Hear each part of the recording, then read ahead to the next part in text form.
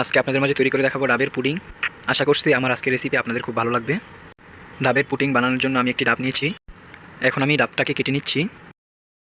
এবারে ডাব থেকে ডাবের পানিটা আলাদা করে নিব। ডাবের পানিটা আলাদা করে নিয়েছি। এবার পানিটা ছেঁকে নিব যাতে ডাবের কোনো ছোট ছোট ময়লা অংশ না থাকে পানির মধ্যে। পুডিং বানানোর জন্য নারকেলের পানি নিয়েছি 2 কাপ। এবার নারকেলের ভিতরের অংশটা কেটে সুন্দর করে ডিজাইন করে নিচ্ছি আমি। আপনারা চাইলে যে কোনো রকমের দিতে পারেন। নারকেলটার পানিটা অবশ্যই মিষ্টি হতে হবে। পুডিং বানানোর জন্য পানিটা অবশ্যই মিষ্টি দেখে নেবেন। আমি নারকেলটা এভাবে কেটে নিয়েছি।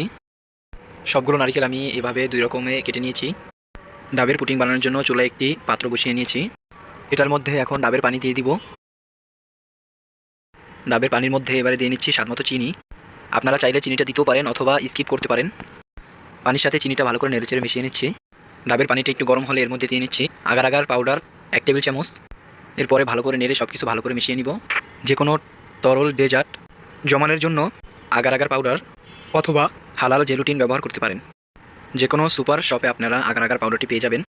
ডেজার্টটি তৈরি করার জন্য আমি বড় একটি বাটি নিয়েছি। এর মধ্যে কেটে রাখা নারকেলের কিছু অংশ দিয়ে দিব। ডাবের পানিটা 2-3 বার বলক ওঠার পরে এবারে গরম গরম বাটিতে ঢেলে নিব ডেজার্ট তৈরির জন্য। পুরো পানিটা আমি বাটিতে ঢেলে নিয়েছি। আমি এরকম একটি বাটিতে পুডিংটা সেট করে নিয়েছি। আপনারা যে কোনো বাটিতেই সেট করে নিতে পারেন। বাটির উপরে কিছু কাটা নারকেল দিয়ে দিব। ডাবের পুডিংয়ে আসল টেস্টটা নিয়ে আসে এই ডাবের শ্বাসটা। ডাবের এই শ্বাসটা একটু বেশি পরিমাণে দেওয়ার চেষ্টা করবেন, তাহলে পুডিংটা খেতে বেশি টেস্ট হবে। এই পুডিংটা আমি নর্মাল টেম্পারেচারে আনার জন্য আমি রেখে দিচ্ছি 20 মিনিট। এবারে ঢাকনা দিয়ে ঢেকে ফ্রিজের নর্মাল টেম্পারেচারে রেখে দিব 20 মিনিট সময় নিয়ে। 20 মিনিট পরে ফ্রিজ থেকে বের করে ঢাকনাটা খুলে নিচ্ছি।